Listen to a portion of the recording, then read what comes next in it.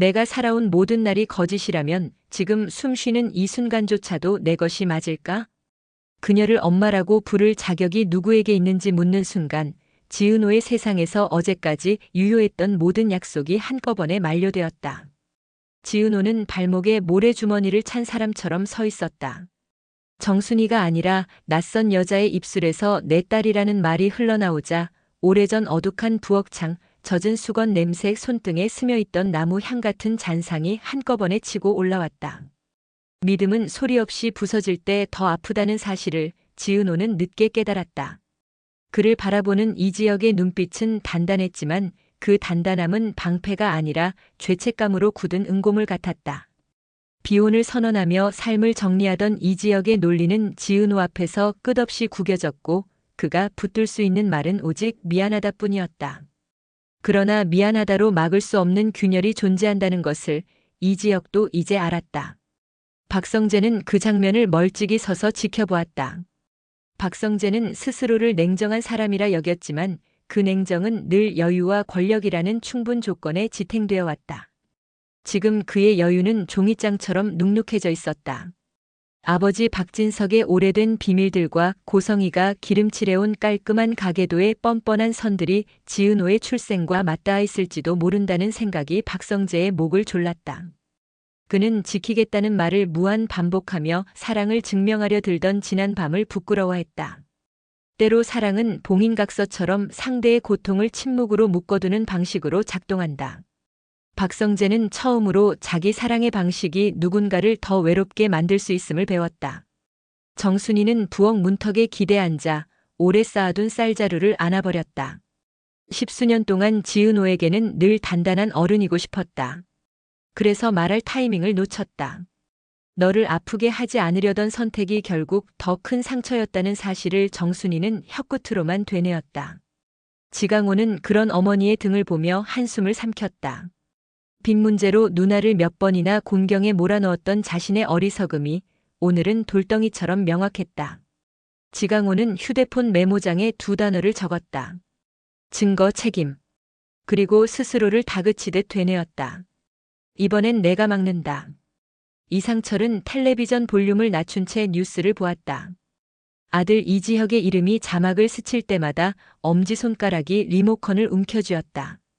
멀쩡히 평생을 성실하게 살아왔지만 자식의 문제 앞에서는 성실도 무력해질 수 있었다. 김다정은 주전자에서 새는 열기를 컵으로 받아 이마에 가져다 대며 말했다. 여보, 애들 일은 애들만의 일이 아니에요. 우리가 중심을 잡아야 해요. 이상철은 고개를 끄덕이면서도 중심이라는 말이 정작 어디에 있어야 하는지를 헤맸다. 중심은 개입과 방관 사이에 어딘가에 있을 텐데 어느 쪽으로 한 발만 더 나가도 선을 넘게 되는 그 좁은 선 위였다. 지화는 박영란을 태우고 학교 근처까지 갔다. 박영란은 단정한 말투로 괜찮다고 말했다. 그러나 괜찮다는 말은 보통 괜찮지 않다의 조용한 방언이었다. 지화는 말해도 된다고 말했다. 듣겠다는 약속만으로 사람을 지켜줄 수 있을 때가 있다고 믿어서였다. 박영란은 잠시의 침묵 끝에 엄마가 정한 선택지 안에서만 나를 고르라고 한다고 털어놓았다. 고성이가 늘 건네던 딸을 사랑한다는 명목의 통제와 기획이 박영란의 목을 조용히 졸라왔다. 지화는 그럼 내가 밖에서 표지판을 바꿔놓을게요 라고 답했다. 표지판을 바꾸는 일은 쉽지 않겠지만 누군가가 그 일을 시작해야 길이 새로 난다. 두 사람은 그게 서로일 수 있으리라 조심스럽게 기대했다. 그날 밤 지은호는 카페에 남아 의뢰인이 보낸 도면을 펼쳤다. 도면 구석에 작은 메모가 붙어 있었다. 내가 좋아한 나무향 여전히 좋아하니? 짧은 문장은 어릴 적 기억의 창고문을 삐걱 열었다. 손등에 적혔던 이름, 빛바랜 빨래줄, 오후 늦게 들어오던 햇빛. 지은호는 손톱으로 메모지를 접었다 폈다. 접힌 자국이 늘어나듯 마음의 주름도 늘어났다. 그는 정순이의 방문 앞에서 한참을 서 있었다. 문을 열진 못하고 문틈으로 말했다. 엄마, 내일 그 사람을 만나볼게요. 그러니까 엄마가 먼저 말해줘요. 어디까지가 진짜였는지. 문은 열리지 않았고 안에서 조용히 한 문장이 흘러나왔다. 진짜와 거짓을 가르는 건 내 아픔이야. 미안하다. 미안하다는 말이 값싼 면죄부가 아니라는 것을 정순이는 누구보다 잘 알고 있었다. 그래서 한 번만 말하고 오래 기다리기로 했다. 박성재는 빈 사무실에 홀로 앉아 서랍 속 봉투를 꺼냈다. 박진석의 필체로 적힌 투자자 목록과 도장 찍힌 계약서 사본들이 어둠 속에서 눅눅이 빛났다. 그중 한 이름에 박성재의 시선이 멈췄다. 낯익은 성씨, 낯익은 주소. 오래전 사건의 뿌리가 가족이라는 단어에 얽혀 있음을 의미하는 조합이었다. 그는 서류들을 사진으로 찍어 암호화된 폴더에 담았다. 이번엔 우아하게 물러서지 않는다. 박성재는 스스로에게 그렇게 맹세했다. 우아함은 때로 침묵의 다른 말이었고 침묵은 공범의 다른 표기였다. 다음 날 오후 3시 지은호는 오래된 공장지대의 창고로 향했다. 그가 문턱을 넘자 공기 속에 나무 향이 번졌다.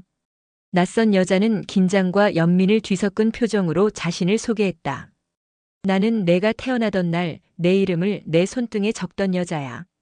문장은 낯설고 따뜻했다. 지은호는 수만 개의 질문이 목구멍에 걸리는 감각을 느꼈다. 왜 떠났는지, 왜 지금인지, 왜 의뢰인이라는 우회로를 택했는지. 여자는 먼저 내가 만든 공간을 보고 싶었다고 했다. 어떤 색을 남기고 어떤 그림자를 허락하는지 보고 싶었다. 피의 연대보다 습관의 닮음이 먼저 확인되는 순간이었다. 닮음은 피로 보증되기도 하지만 선택의 방식으로 더 선명해진다. 창고 문턱에 이지혁이 멈춰섰다. 이지혁은 안으로 들어가고 싶었지만 비켜주는 용기라는 낯선 단어가 발목을 잡았다. 그가 살아온 방식은 언제나 해결이었는데 오늘은 기다림이 필요해 보였다. 기다림은 무능이 아니라 존중이라는 것을 그는 늦게 배웠다. 그래서 그는 곧장 박성재에게 메시지를 보냈다. 자료 같이 보자.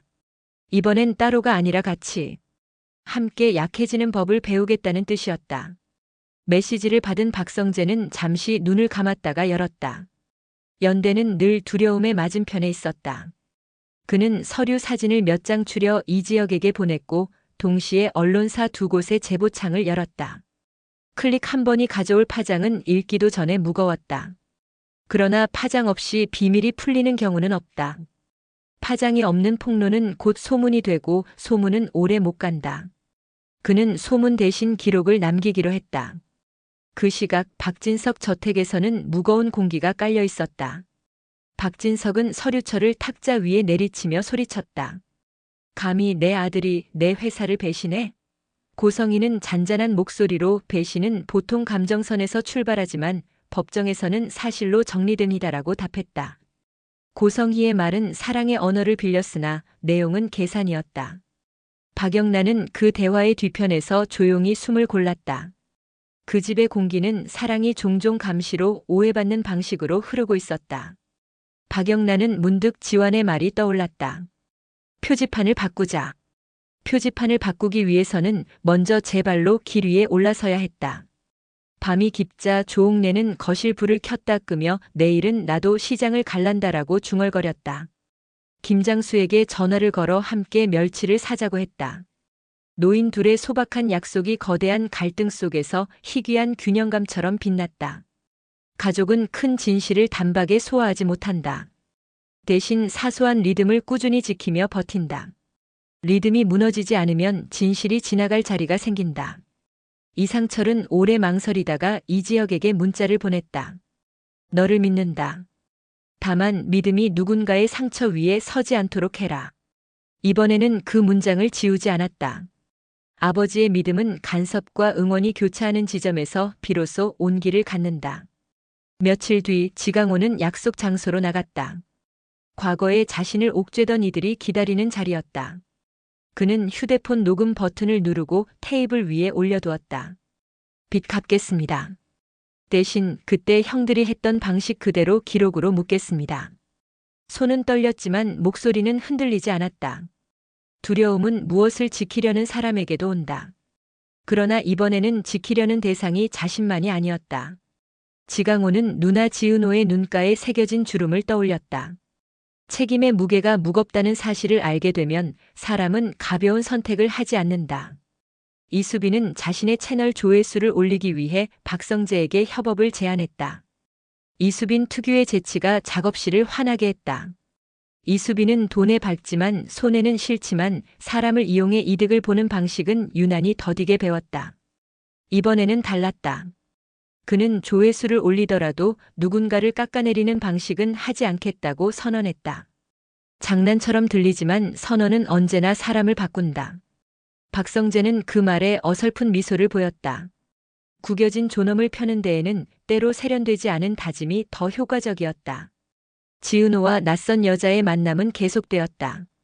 여자는 많은 것을 말하지 않았다. 대신 한 문장씩 오래 기다려도 꺼지지 않는 심지 같은 말을 남겼다.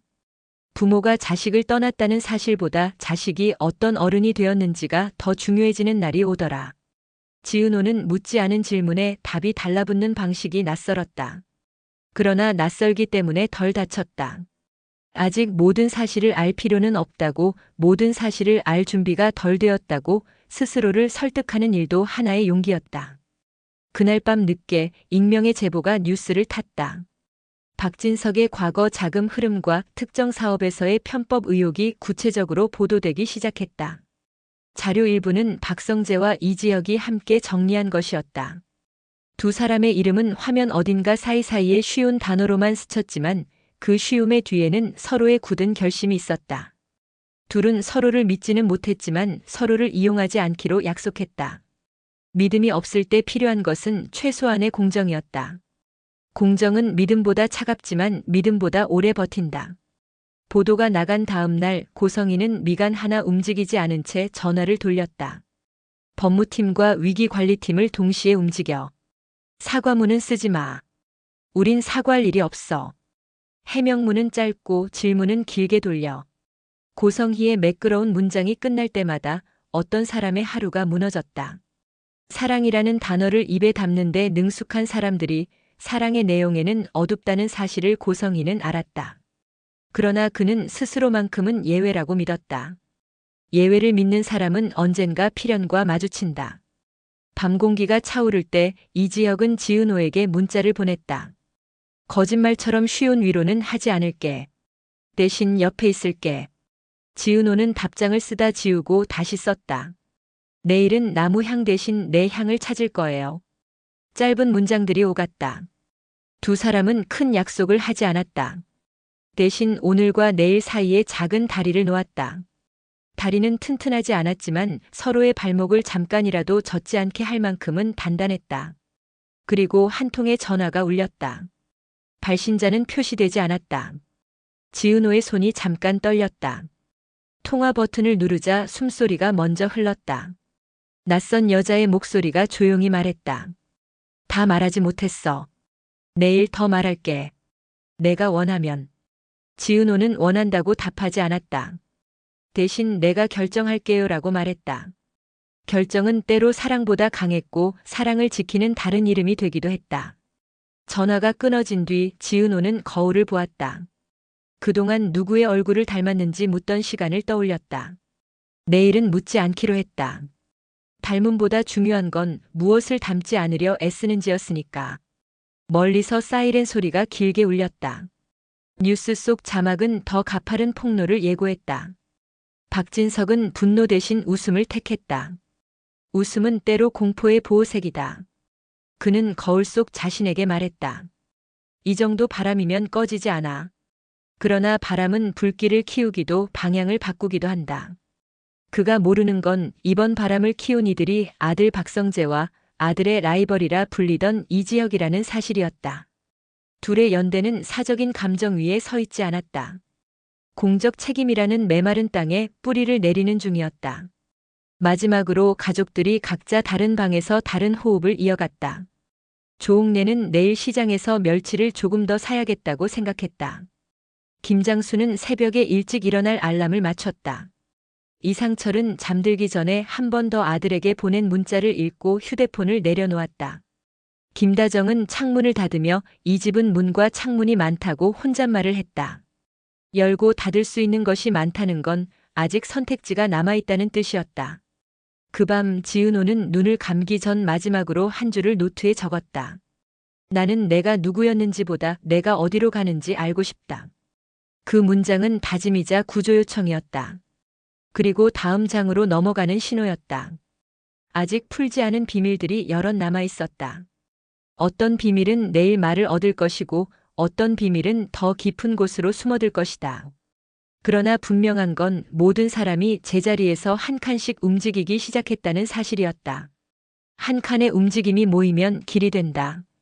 그 길 위에서 이지혁은 기다릴 것이고 박성재는 맞설 것이며 고성희는 통제하려 할 것이다. 정순이는 버티고 이상철은 비켜설 것이고 김다정은 붙들 것이다. 지화는 표지판을 바꿀 것이고 박영란은 스스로 길의 이름을 정할 것이다. 지강호는 증거를 남길 것이고 이수빈은 조회수 대신 사람을 택하려 애쓸 것이다. 그리고 지은호는 자신의 향을 잃지 않으려 매일 조금씩 숨을 고를 것이다.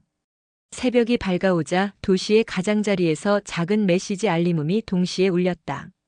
한쪽은 언론사로부터 온 추가 확인 요청이었고 다른 한쪽은 익명의 발신자로부터 온 짧은 문장이었다.